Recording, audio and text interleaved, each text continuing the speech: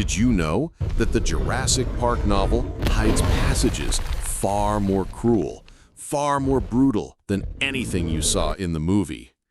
Scenes left untold reveal a park much darker, bloodier, and more terrifying than the one shown on screen.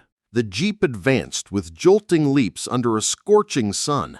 Muldoon was driving, with Gennaro at his side. They were crossing an open field, moving away from the dense line of vegetation and palms that marked the course of the river, about 90 meters to the east. When they reached a rise, Muldoon stopped the vehicle. "It's hot," Muldoon said, wiping the sweat from his forehead with the back of his arm. He drank from the bottle of whiskey that rested between his knees, then offered it to Gennaro. Gennaro shook his head and turned his eyes toward the landscape, shimmering faintly in the morning heat. Then he glanced at the computer and the television monitor mounted on the dashboard.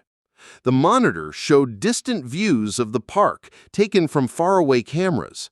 There were still no signs of Grant, the children, or the Tyrannosaur. Suddenly, the radio crackled and Muldoon lifted the receiver. "Yes, the equipment is mounted on the board," Muldoon said. "I've found the Rex.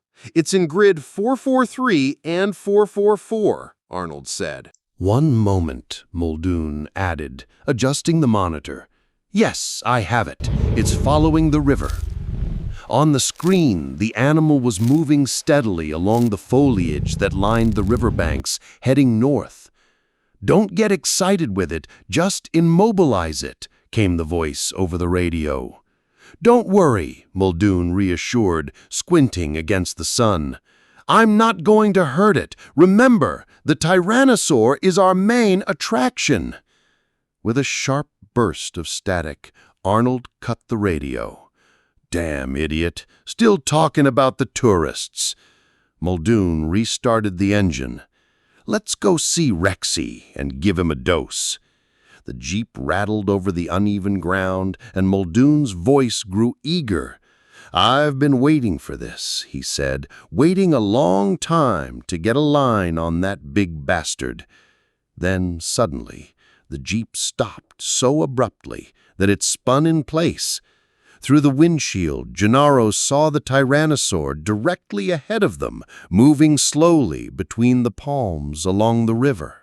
Muldoon emptied the whiskey bottle and tossed it into the back seat. He reached forward for the tubes, while Gennaro's eyes turned to the glowing monitor that now showed their own jeep and the Tyrannosaur. Somewhere, hidden among the trees, a camera was watching them. "If you want to help," Muldoon said, "you can break the seals and open those cartridges at your feet." Gennaro leaned down and opened a stainless steel case, its interior padded with foam. Inside were 4 cylinders, each the size of a quart bottle, labeled Moro 709. He picked one up.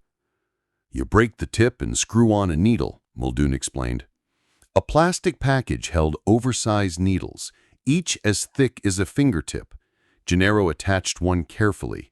At the opposite end of the cartridge was a circular lead weight. "That's the plunger," Muldoon said. "It compresses on impact." Muldoon leaned forward, an enormous air rifle resting across his knees. Heavy and tubular, it reminded Gennaro of a bazooka or a rocket launcher. "What is Moro 709? Gennaro asked.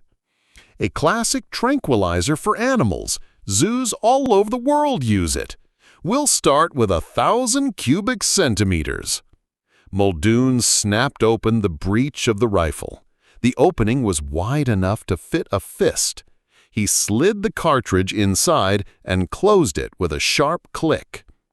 "That should be enough. A normal elephant takes about 200, but elephants weigh 2 or 3 tons. The Tyrannosaur weighs 8, and it's far nastier." Gennaro asked if temperament mattered.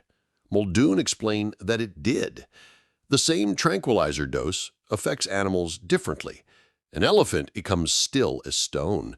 A hippo only slows down, and a rhino turns violently aggressive.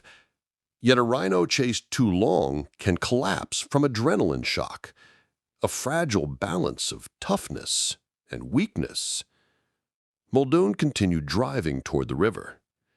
But all of those are mammals, he said. We know them well. Zoos are built around them. Lions, tigers, elephants. But dinosaurs, they are something entirely new. Muldoon explained that dinosaurs didn't fit into any existing category. Some were gentle, others vicious, some nearly blind, others remarkably intelligent. And the most dangerous of all, he warned, were the raptors, cunning, calculating, and far more threatening than the tyrannosaur. Up ahead, the tyrannosaur pushed its massive head between the branches, peering into the river. Then it moved a few steps downstream to try again, searching restlessly, moving back and forth along the bank. "I wonder what it sees in there," Gennaro murmured. "Hard to say," Muldoon answered. "Maybe it's after the microceratops moving in the branches. They'll drag it into a merry chase." Muldoon stopped the jeep about 45 meters from the tyrannosaur. He left the engine running and turned to Gennaro. "Get behind the wheel," he said, "and fasten your seatbelt." Muldoon clipped another cartridge to his shirt and stepped out of the jeep. Gennaro slid quickly behind the wheel. "Have you done this often?" he asked. Muldoon burped, shaking his head. "Never," he said. "I'll try for the spot just behind the auditory canal. We'll see how it goes from there." He walked about 9 meters behind the jeep and crouched in the tall grass, steadying himself on one knee. He raised the enormous air rifle to his shoulder, fitted with its heavy telescopic sight, and aimed at the tyrannosaur. The great beast still hadn't noticed the men. There was a pale explosion of gas, and Gennaro saw a white streak fly across the clearing, but nothing seemed to happen. The tyrannosaur slowly turned, its massive head shifting side to side, studying them. Its huge eyes blinked, as if looking first with one eye, then the other. Muldoon lowered the launcher and began loading a second cartridge. "Did you hit it?" Gennaro asked. Muldoon shook his head.